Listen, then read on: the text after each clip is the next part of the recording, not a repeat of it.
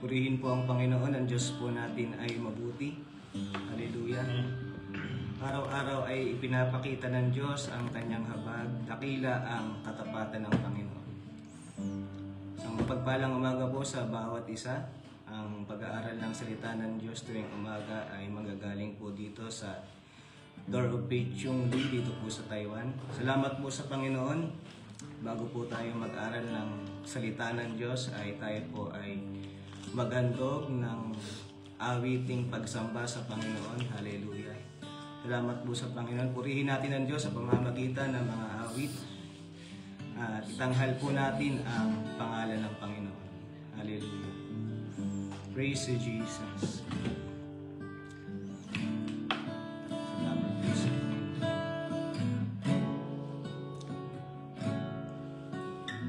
praise you, Lord. Hallelujah. Nawait ang tanggapin ang buhay na laan, ang kalulugod sa iyong harapan, ang bawat paghinga at pagpintig ng puso'y nag-aalay sa iyo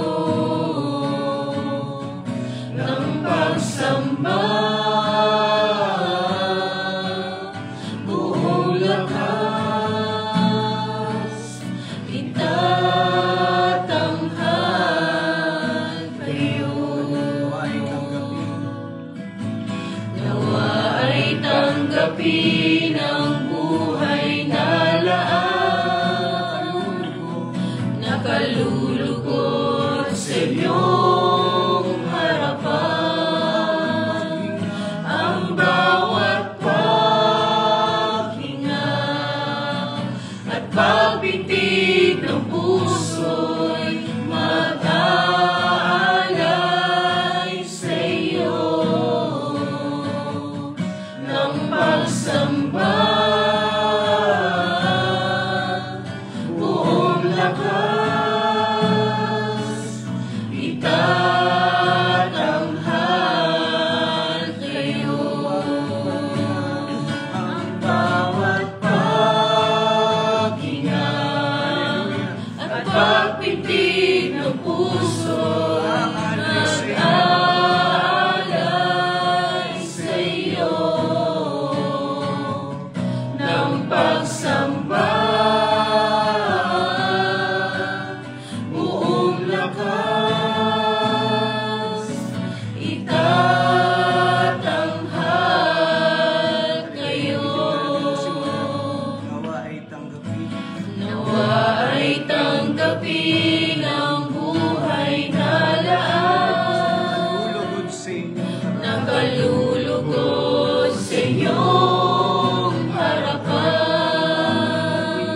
ang bawat paghinga at pagpintig ng puso'y mag-aalay sa iyo ng pagsamba.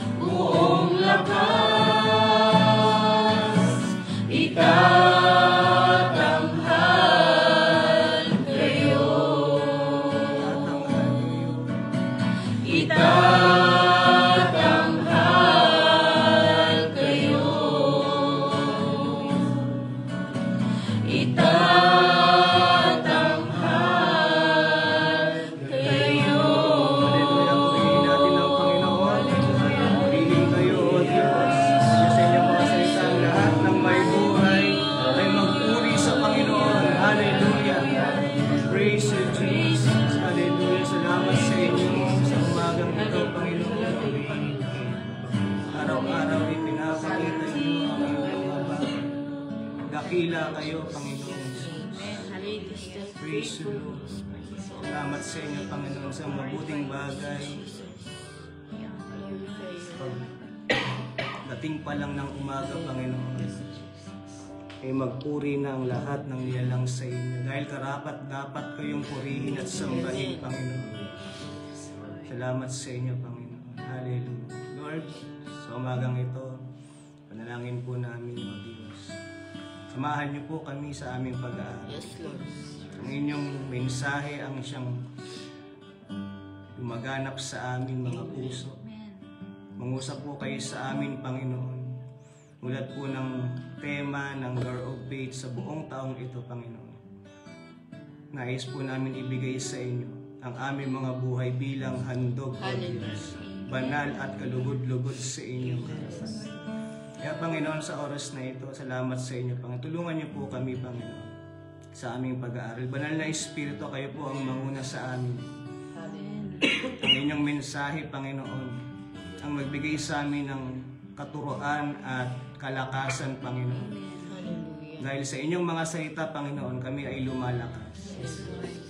Bago pa kami kumain, Panginoon, ng pagkain pisikal, Panginoon, kakain na kami ng pagkain espiritual, Panginoon, upang kami ay makapagtagumpay sa buong araw na ito dahil lamang sa inyo, Panginoon.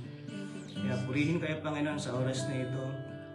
Alam po namin, Panginoon, pagtatagumpayin niyo po kami. Amen. At wala po kaming ibang pinararangalan sa umagang ito, kundi kayo lamang, Panginoong Yesu Kristo.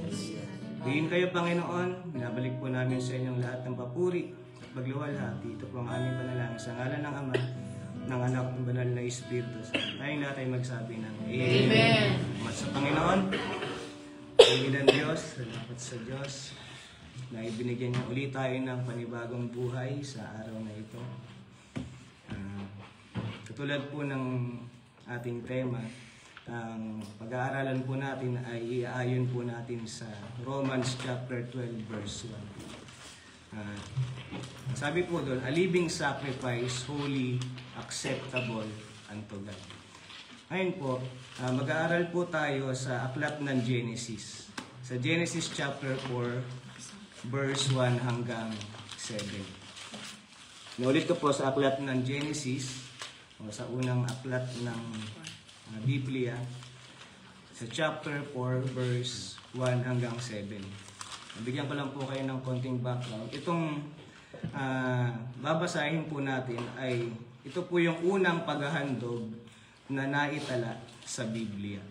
So, basahin po natin ito sa chapter 4, verse 1 hanggang 7. Ganito po ang sinasabi. Pagkatapos noon, sumiping si Adan sa asawa niyang si Eva at nagbuntis ito. Nang manganak si Eva, sinabi niya, nagkaroon ako ng anak na lalaki sa pamamagitan ng tulong ng Panginoon.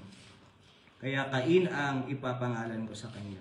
Verse 2. At muling nanganak si Eva ng lalaki at Abel ang ipinangalan sa kanya. Nang lumaki na sila, si Abel ay naging pastol ng mga tupa at kambing. At si Cain naman ay naging magsasaka. Isang araw, naghandog si Cain sa Panginoon nang galing sa anin niya. Si Abel naman ay kumuha ng isang panganay sa mga inaalagaan niyang hayop. Kinatay ito at inihandog sa Diyos, ang pinakamagandang bahagi. Natuwa ang Panginoon kay Abel at sa handog nito. Verse 5. Pero hindi siya natuwa kay Cain at sa handog nito. At dahil dito, sumimangot si Cain at labis ang kanyang galit. Kaya tinanong siya ng Panginoon, ano ba ang kinagagalit mo? Bakit ka nakasimangot? Kung mabuti lang ang ginawa mo, maligaya ka sana. Pero mag-ingat ka dahil kung hindi mabuti ang ginagawa mo, ang kasalanan ay maghahari sa iyo sapagkat ang kasalanan ay katulad ng mabagsik na hayop na nagbabantay sa iyo para tuklawin ka, kaya kailangan talunin mo ito. So, purihin ang Panginoon. Sa lahat sa Diyos po ang lahat ng papuri. Dito po, may makikita po tayo sa ating binasa na dalawang bagay. Una, anong klaseng handog o paghahandog ang ibinibigay natin sa Panginoon? Pangalawa, ano ang motibo ng puso natin sa paghahandog sa Panginoon? Balikan ko lang po yung verse 3 at 4. Ganito po ang sinasabi. Isang araw, naghandog si Cain sa Panginoon na galing sa ani niya. Si Abel naman ay kumuha ng isang panganay sa mga inaalagaan niyang hayop. Kinatay ito at inihandog sa Diyos ang pinakamagandang bahagi. Yan lang po muna tayo. Dito makikita po natin na parehas naghandog si Cain at Abel, ang magkapatid. At wala pong issue dun sa mga handog nila. At dito makikita natin si Cain, naghandog siya ng ani niya. Kumuha siya ng isang portion ng ani niya at binigay sa Panginoon. At dito makikita naman natin na si Abel naman ay kumuha ng isang panganay na hayop mula sa inaalagaan niya. At kinatay niya, at dito makikita natin na may isang word na pinakamagandang bahagi ang ibinigay niya sa Panginoon. At dito po, makikita natin na natuwa ang Panginoon kay Abel dahil sa ginawa niya. At dito makikita natin na kaya natuwa ang Panginoon kay Abel dahil may nakita ang Panginoon sa puso ni Abel. At siyempre, kung ano yung kabutihan na meron sa puso ni Abel, ay nagpapakita ng pagmamahal sa Panginoon. Ganon din po ba tayo mga kapatid na kapag tayo po ay naghahandog sa Panginoon, ginagawa po natin yung pinakamabuti. At salamat sa Panginoon dahil kapag ginagawa natin yung pinakamabuti natin, nangangahulugan na mahal natin ang Panginoon. Amen po ba? Amen. Hallelujah. Kaya nga, sabi nga ng salita ng Diyos sa Kawikaan chapter 4 verse 23, buod na lang natin, sapagkat kung ano ang nasa puso't isipan ng tao, iyon din ang lumalabas sa kanya, o yung outcome o resulta ng buhay. Kaya kung mabuti yung puso natin, yun din yung lumalabas po sa atin, nakikita sa buhay po natin. Ngunit kung masama yung loob natin o yung puso natin, ang makikita sa mga gawa natin ay hindi rin maganda. Kaya dito makikita natin yung paghahandog ay kinakailangan na meron tayong mabuting puso. Kaya sa umagang ito, bago pa tayo magkaroon ng mga Sunday services, kailangan po natin ihanda yung mga puso natin sa paghahandog sa Panginoon. Amen po ba mga kapatid? Kaya, natuwa ang Panginoon kay Abel dahil nakita niya yung puso ni Abel na sumusunod sa instruction ng Panginoon, sumusunod sa kalooban ng Diyos. Basahin po natin yung verse 5. Ito po ang sinasabi. Pero hindi siya natuwa kay Cain at sa handog nito. So makikita po natin na doon kay Abel, natuwa ang Panginoon sa buhay ni Abel. Lagi natin makikita dito na natuwa ang Panginoon sa pangalan muna. Ano po mauuna? Sa handog po ba o sa tao? Sa tao po. Diba po? Natuwa ang Panginoon hindi sa handog, kundi kay Abel. Kaya kung ano yung pamumuhay ng isang tao, kapag nalugod ang Panginoon, tinatanggap niya yung handog ng tao. At dito naman sa verse 5, pero hindi siya natuwa kay Cain at sa handog nito. At dahil dito sumimangot si Cain at labis ang kanyang galit. Kaya tinanong siya ng Panginoon, ano ba ang kinagagalit mo? Bakit ka nakasimangot? Kung mabuti lang ang ginawa mo, maligaya ka sana. So, mga kapatid, dito makikita natin na yung katumbas ng kung mabuti lang ang ginawa mo, maligaya ka sana, ay tinanggap sana ng Panginoon yung handog niya. At may makikita tayong word doon na kung mabuti lang ang ginawa mo. Ibig sabihin ay merong mga gawa si Cain na hindi nakalulugod sa Panginoon. Kaya hindi niya tinanggap yung handog ni Cain na nagresulta naman ng pagkagalit ni Cain at pagrebelde sa harapan ng Panginoon. Kaya sinabihan siya ng Panginoon, kung mabuti lang ginawa mo, maligaya ka sana. Pero mag-ingat ka dahil kung hindi mabuti ang ginagawa mo, ang kasalanan ay maghahari sa iyo sapagkat ang kasalanan ay katulad ng mabagsik na hayop na nagbabantay sa iyo para tuklawin ka, kaya kailangan talunin mo ito. Bilang mga Kristiyano, mga kapatid, sa paghahandog natin sa Panginoon, kinakailangan na dalisa yung puso natin. Hindi tayo pwedeng naghahandog sa Panginoon ng masama ang loob, o may katampuhan, o may kagalit. Dahil kahit na anong pagpupuri natin sa Panginoon, kahit na anong pagtaas natin ng kamay dyan, kung meron tayong tinatago sa puso na kasalanan, di natin maaasahan na tayo ay mapupuspos o tatanggapin ng Panginoon yung handog nating pagpupuri sa Kanya. Kaya napakahalaga na dalisay po yung ating mga puso sa paghahandog. So tingnan po natin yung 1 John chapter 3 verse 12. Tungkol po sa buhay ni Cain. Bakit po ganun yung buhay niya? Nulit ko po sa aklat ng unang Juan sa 1 John chapter 3 verse 12.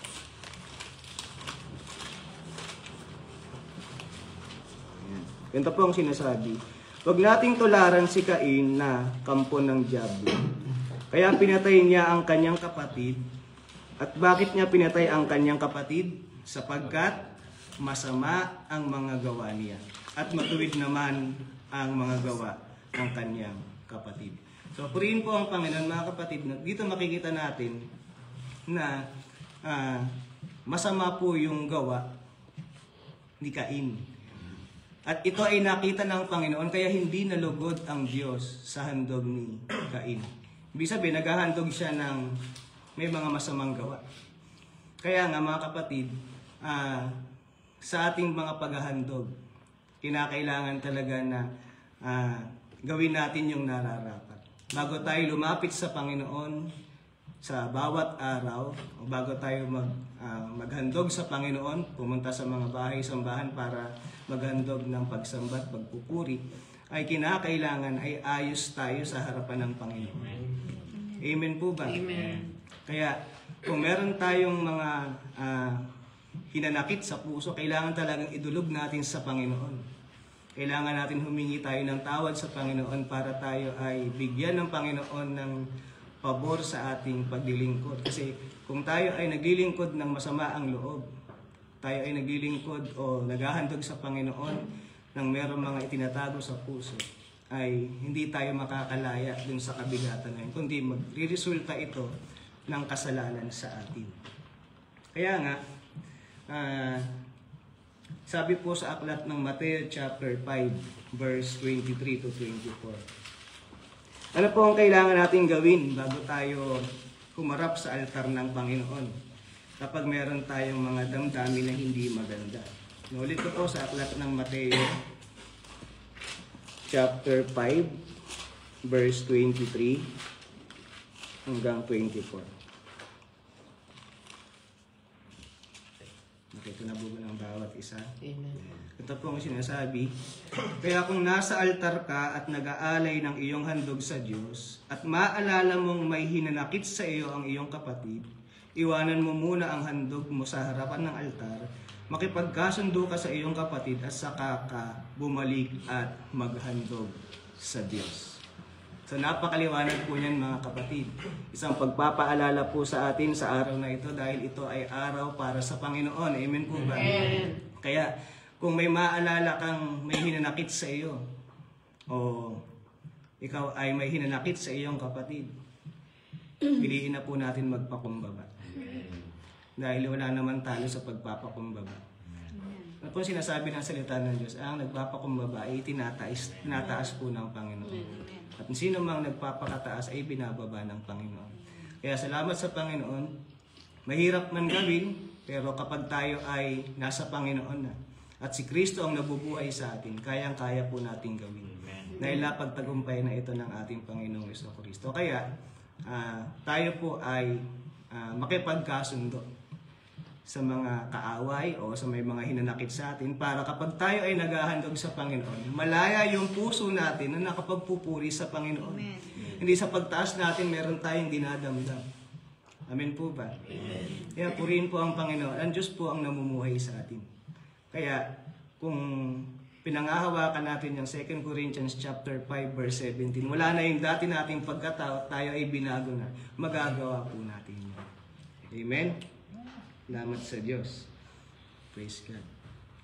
So ngayon, puntahan po natin yung aklat ng Salmo. Meron pong sinasabi si David tungkol sa paghahandog. Salmo chapter 51. Salmo chapter 51 verse 15.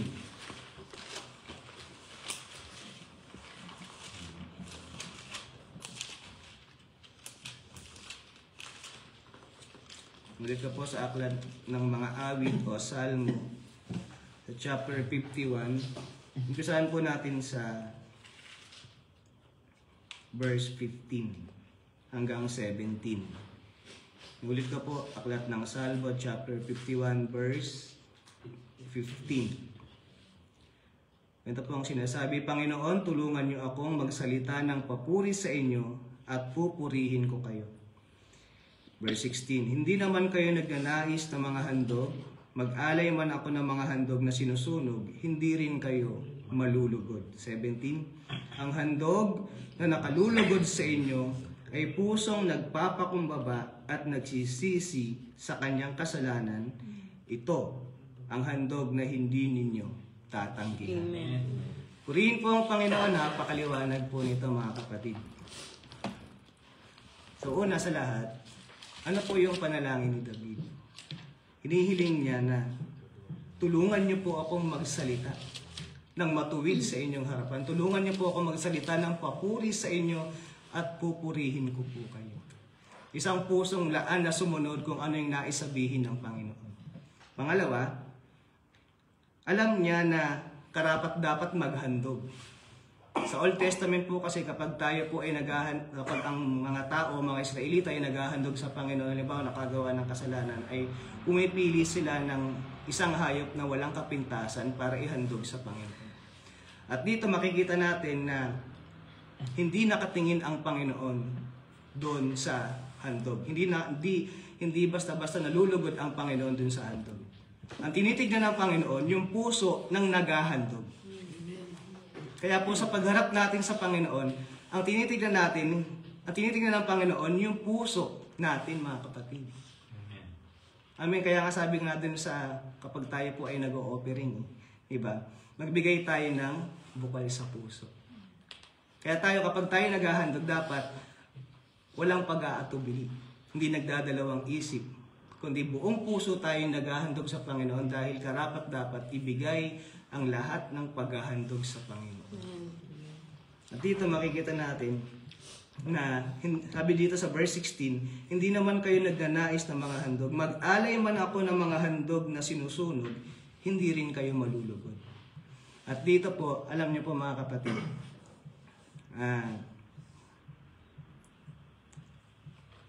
kapag tayo po ay nakaharap sa Panginoon, kahit na anong pagsusumamo natin na ganito, kung meron tayong pusong hindi laan sumunod, hindi malulugod ang Panginoon. Kapag tayo po ay may pusong ma-pride, hindi po nalulugod ang Panginoon. Saan po nalulugod ang Panginoon? Ano po yung tinatanggap ng Diyos na handog? Diba po? Sinabi dito, ang handog na nakalulugod sa inyo. Kaya nga po dun sa tema natin, diba, acceptable unto God. Katanggap-tanggap sa Panginoon dapat yung paghahandog natin. Napakaliwanag po. Ang handog na nakalulugod sa inyo ay pusong nagpapakumbaba. Amen po ba? Amen. At nagsisisi sa kanyang kasalanan. At ito ang handog na hindi tatanggihan ng Diyos. Kaya purihin ang Panginoon mga kapatid. Napakabuting bagay na sa umaga pa lang na ito ay tayo na ay magpakumbaba sa Panginoon at magsisi na sa ating mga kasalanan. Dahil nakita naman natin at sinabi naman ni David na ito po ang handog na hindi tatanggihan ng Panginoon. Amen. Kaya salamat po sa Diyos. Kung meron naman na handog na karapat-dapat, yun po ay paglapit po natin sa Panginoon. Hindi kalugihan po ang lumapit sa Panginoon araw-araw. Dahil ito po ay nakapagbibigay sa atin ng kalakasan. Amen? Salamat po sa Panginoon. Hallelujah. Kaya itong araw na ito ay dapat na talagang ibigay natin yung karapat-dapat na pag-aalay sa Panginoon. Kung meron man tayong dapat gawin, gawin natin yung pinakamabuting paglilingkod sa Panginoon. Katulad ng ginawa ni Adoy, ginawa niya yung pinakamabuting, kinuha niya yung pinakamagandang part. At sabi nga doon, kinuha niya yung isang panganay na hayop dun sa mga inaalagaan niya. Ibig sabihin, yun yung una, yung first fruit na meron siya. Kaya ibinigay niya lahat sa Panginoon. Kaya tayo po ba, ano bang klaseng paghahandog yung ibinibigay natin sa Panginoon? Kapag naghahandog naman tayo, ano ba yung laman ng puso natin sa paghahandog? At yun po yung tinitignan ng Panginoon. Kung tatanggapin niya yung paghahandog natin. Amen? At salamat po sa Panginoon dahil itong buwan na to ay magdadaos po ang Door of Faith Taiwan ng konting padalastas lang po ng Camp Meeting 2025. At salamat sa Panginoon dahil ang tema po na ibinigay ng Panginoon sa ating pangkalahatang tagapanguna ay yung Romans chapter 12:1 na ito po ay magsilbing talagang buhay natin bilang mga Kristiyano. A living sacrifice, holy and acceptable unto God. At dito po, habang ina-announce po namin yung temang ito at nag-i-invite po kami sa FB at sa lahat po ng kapatiran dito sa Taiwan, ay sinabayan din po ng mga company na nag-offer ng overtime sa sa Chinese New Year. Ang Chinese New Year po kasi dito ay next week na, mula Monday hanggang Saturday po. At dapat po ang mga Pilipino po dito sa Taiwan ay walang pasok. Pero dahil po sa ginagawa po ng kaaway, nakikiusap po yung mga company na pumasok po yung mga Pilipino. At bilang mga nakakaalam naman po na every year ay may camp meeting, kami po na nakakaalam ay hindi po talaga pumapasok. At hindi po pumipirma doon sa mga papel na pinapapirmahan ng mga supervisors para pumasok. Pero ang iba po ay napilitan talagang pumirma dahil siguro sa pangangailangan o sa takot sa mga supervisor na mapagalitan at siguro sa mga ibang kadahilanan kung bakit na hindi sila nakakasama sa camp. At minsan may natanong ako, sabi ko, sana sumama ka. Kasi hindi ka magsisisi kapag pumunta ka doon. Nung-usap pa siya sa akin ng Panginoon ng ilang araw na sabi ng Panginoon, higit pa yung tatanggapin ninyo mula sa Panginoon sa camp meeting na yun kaysa doon sa mga pinagpapaguran yung trabaho. At talagang naging sa puso ko yun. Lahat ng mga kapatiran na nakakausap ko ay kinakausap ko talaga na ini-encourage ko na makasama sa camp. At marami talagang dahilan na pastor kasi di mo kilala yung chuchang namin. Supervisor po kasi ang tawag doon yung chuchang dito po sa Taiwan. Iba po kasi magalit yun Pastor, baka pagalitan po kami.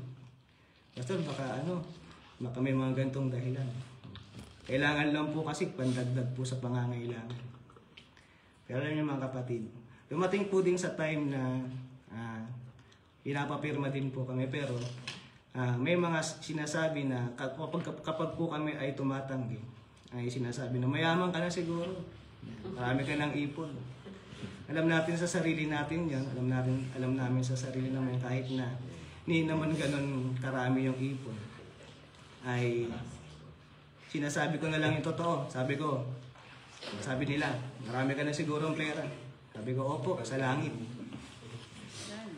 Amen po ba? Amen. Wala ka man ganun karaming ipon, pero alam mo, sa langit may ipon ka. Kaya purihin ang Panginoon. Sagutin po natin ang katotohanan kapag may mga ganung pagkakataon. Kaya po, mga kapatid, alam niyo, kapag tayo po ay may pinangahawakang salita ng Diyos, magiging matibay po tayo. Kapag meron tayong salita ng Diyos na nasa loob natin, nasa puso natin, nagbubunga sa atin, magiging malakas po tayo at matibay. Kapag sinabi po ng salita ng Diyos na walang imposible sa Panginoon, wala talagang imposible sa Panginoon. Sabi nga po sa aklat ng Jeremias, sabi ng Panginoon, ako ang Panginoon, ang Diyos ng lahat ng tao. May bagay bang mahirap para sa akin? Kapag yun po ang pinangahawakan po natin, kapag sinabing lahat ng tao, walang makakapantay na kahit na sino sa sovereignty ng Panginoon.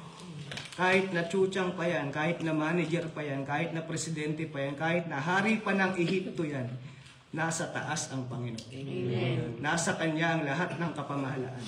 Kaya niyang baguhin ang lahat ng sitwasyon dahil ang Diyos natin ay makapangyarihan. Minsan kasi, ina-underestimate natin ang lakas ng Panginoon. Pero sinabi ng Panginoon, hindi nalilimitahan ang Kanyang kapangyarihan. Pastor, kailangan lang po talaga. Kapos po kasi. Mga kapatid, matuto po tayong humawak ng pangako ng Panginoon. Amen. Ano pang sabi ni David? Ang Panginoon ang aking pastol, hindi ako magkukulang ng anuman. Purihin po ang Panginoon, mga kapatid. Hallelujah. I-encourage ko po ang bawat isa. Kapag si Kristo ang pastor natin, kapag sinabi niya na walang pagkukulang, hindi tayo magkukulang ng anuman. Hindi talaga tayo magkukulang ng anuman. Kung meron man tayong Diyos, ang Diyos na mayaman yon sa lahat. Kung meron man tayong Panginoon, siya yung makapangyarihan sa lahat, na kayang magbigay sa atin ng mga pangangailangan natin. But seek ye first the kingdom of God and His righteousness, and all of these things shall be added unto you. Dadagdag na lang ng Panginoon yung mga pangangailangan po natin. Kailangan lang po natin unahin ang kaharian ng Diyos. Sundin ang Kanyang kalooban. At salamat sa Panginoon. Hindi tayo magkukulang ng anuman. Amen? Amen. Salamat sa Diyos. Purihin po ang Panginoon. Sa huling bahagi, puntahan po natin ang aklat ng Colossus chapter 3. Colossus chapter 3 verse 23. Babasahin ko po sa Magandang Balita Biblia. Colossus chapter 3 verse 23. Ganito po ang sinasabi. Ano man ang inyong ginagawa, gawin ninyo ng magaan sa kalooban, na waring hindi sa tao kayo naglilingkod, kundi sa Panginoon. Purihin ang Panginoon, mga kapatid. Inuulit ko po. Ulitin ko po yung pagkabasa sa Magandang Balita. Ano man po daw ang ating ginagawa, gawin natin ito ng magaan sa kalooban, na waring hindi sa tao kayo naglilingkod, kundi sa Panginoon. Salamat sa Diyos. Kaya, kahit na ano pong mga ginagawa po natin, kahit na nasa labas na tayo ng bahay-sambahan, sabi po dito, gawin po natin na ang Diyos po ang pinaglilingkuran at hindi sa tao. Kasi kapag halimbawa sa tao tayo nakatingin, sa tao tayo parang sinasabi natin naglilingkod, pwedeng madaya o parang hindi natin gawin yung pinakamabuti. Pero katulad ni Abel, kahit na ano yung ginagawa niya ito para sa karangalan ng pangalan ng Panginoon. Ganun din po tayo sa araw na ito. Ito po ay araw ng pagsamba para sa Panginoon. Ano po yung dapat natin gawin sa araw na ito? Gawin na natin yung pinakamabuti para sa Panginoon. Gawin na natin yung nararapat para sa Panginoon. Kung ikaw man ay mag-aayos ng upuan, gawin mo ito ng bukal sa puso. Hindi napipilitan at magaan sa kalooban. At alam naman natin nakatingin ang Diyos sa puso. At kung ano yung nasa puso, yun yung lumalabas sa atin. Kaya nakikita yung kaluwalhatian ni Kristo. Kahit na tagahugas ka ng pinggan, tagaluto ka. Kahit hindi ka nakikita sa harapan, kitang-kita ng Panginoon ang ginagawa natin. At alam naman natin na ang Diyos na nakakakita sa lahat, hindi man nakikita ng mga tao sa personal. Gumagawa tayo ng kabutihan. Magandi man tayo na i-emphasize, pero hayag na hayag sa paningin ng Panginoon ang ating mga ginagawang mabuti sa Kanyang harapan. Amen? Pantay tayo lahat sa harapan ng Panginoon. Kaya purihin po ang Diyos. Sabi nga ni Apostol Juan, diba? Nung dumating ang Panginoong Jesucristo, diba?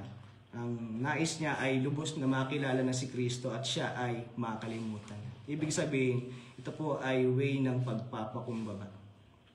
Hindi naman natin kailangan na makilala eh. Ang mahalaga, kilala tayo sa langit. Kilala tayo ng Panginoon.